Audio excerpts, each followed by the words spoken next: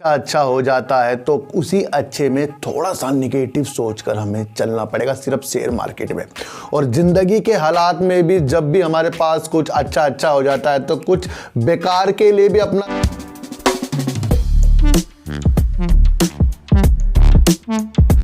नमस्कार, आप देख रहे हैं डीप सर्च 6 और आज बात करेंगे सर सुज़लोन एनर्जी की। और सुज़लोन एनर्जी की बात करने से पहले थोड़ी सी गिरावट के ऊपर भी हम बात कर लेंगे। ये गिरावट के ऊपर बात करने की जो मंशा मेरी है, ये मैंने जब से चैनल अपना चलाया तब से ही मैं आपको एक चीज़ बताता हुआ गया हूँ कि भाई हमें अपने प्रॉफिट पर विशेष ध्यान देना है।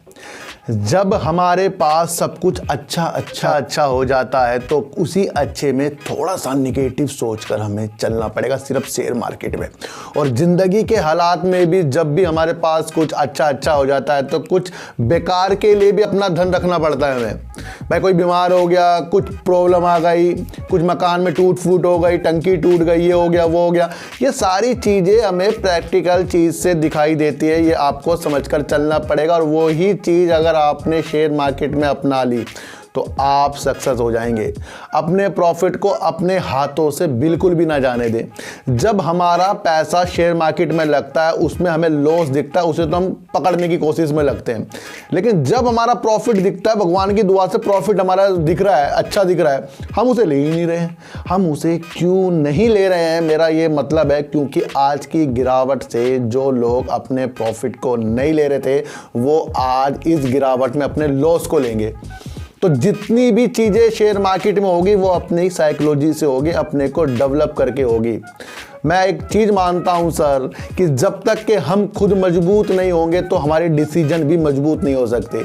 जब तक कि हमारे पास पीछे अच्छा पैसा नहीं होगा तब तक के आपके डिसीजन और आपके सोचने के तरीके ये सबसे जुदा नहीं होंगे। मैं आपको बता दूं, हम कब टूट जाते हैं जब हमारे पास कुछ मुसीबतों का पहाड़ आता है और हमारे पास कुछ पीछे कुछ बैक नहीं है और उस मुसीबत से लड़ने के लिए हम कर्जे पे कर्जे ले रहे हैं, वहाँ हम टूट जाते हैं। लेकिन जब हमारे पास पैसा होता है तब हम उस पैसे को इकट्ठा नहीं करते, उसे हम उड़ा देते हैं। और यही एक ऐसी चीज़ है कि जब हमारा प्रॉफिट आता है उस प्रॉफिट को हम नहीं लेते।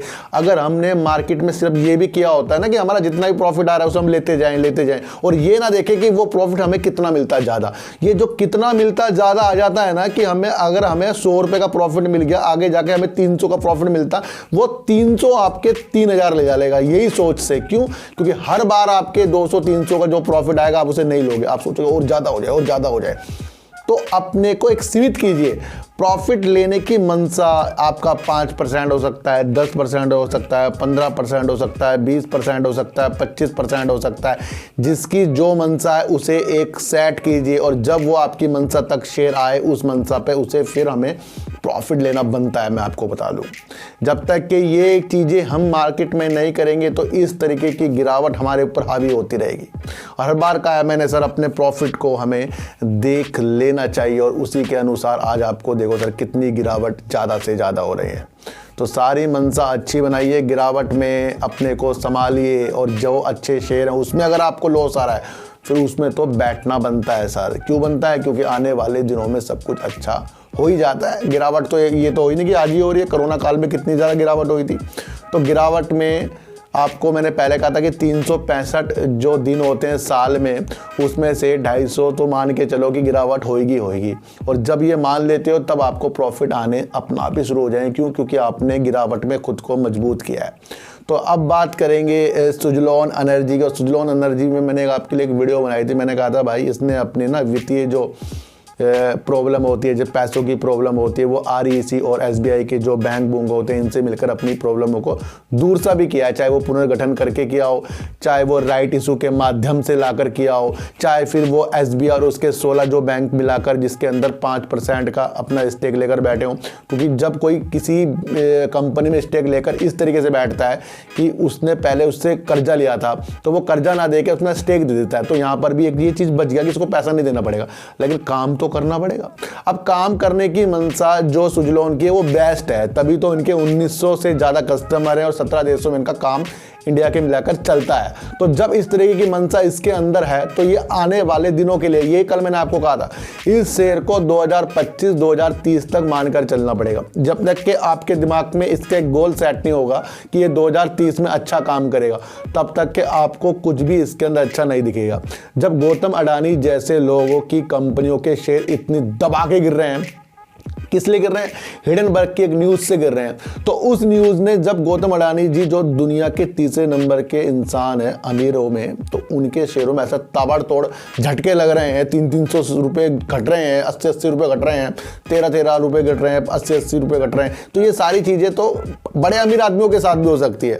तो आज की गिरावट जो है अधिकतर आपको देखने को ये भी मिला है क्योंकि गौतम अडानी जी है वो सुजलॉन एनर्जी से भी माल बनवाते हैं।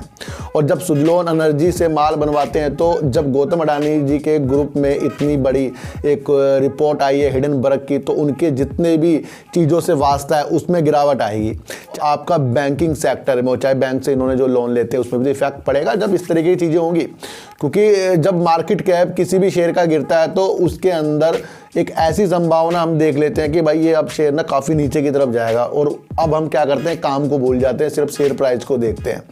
तो वहाँ पर सारे के सारे जो भी चीज़ गौतम अडानी जी से जुड़े हैं उनके शेयर हैं, उनमें इफेक्ट आपको पड़ता हुआ दिखाई दिया है। और सबसे ज़्यादा इफेक्ट गौतम अडानी जी के शेयरों में पड़ा है।